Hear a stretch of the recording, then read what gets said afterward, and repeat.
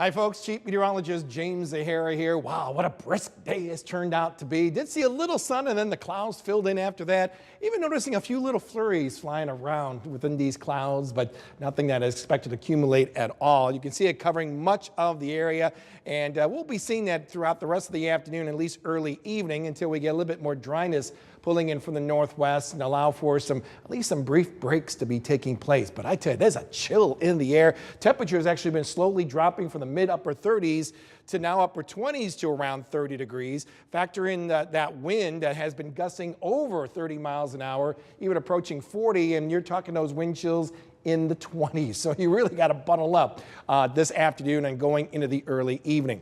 Taking a look at our future track, though, enough dryness should allow for at least a partly cloudy sky as we head towards 6 a.m. before we start bringing in a few more clouds heading into our Saturday. Big news will be our temperatures overnight. Numbers plunging down in the lower teens. Farther north as you go, where the deeper snow cover ground is, you're talking about single digits. And factoring some of that wind, which eventually will ease up overnight, we'll still drop those wind chills in the single digits below zero in our hometowns more off to our north and west.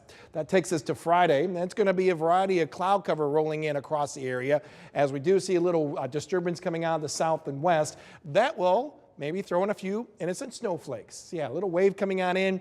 No worse than a dusting in some areas, mainly north of the Quad Cities. We're focusing on these snowflakes. Otherwise, we'll keep it fairly cloudy around the area. Winds won't be too bad. Temperatures will improve, but not much. We're looking at those numbers barely making its way in the upper 20s to many numbers around the lower 30s. So cold Friday we're promising, but we're still promising a much better weekend when it comes to our temperatures. Mid-40s on Saturday, good amount of sun, and then an increase in clouds on Sunday. But wow, 54 degrees. Those clouds will actually bring in the next round of wet weather and a whole lot of wind too to go with it as well on Monday. 55 for the high on Monday, and then we'll slowly trim those numbers a little bit, but not too bad as we enter the brand new month of March. For more weather information, go to our website. That is WQAD.com.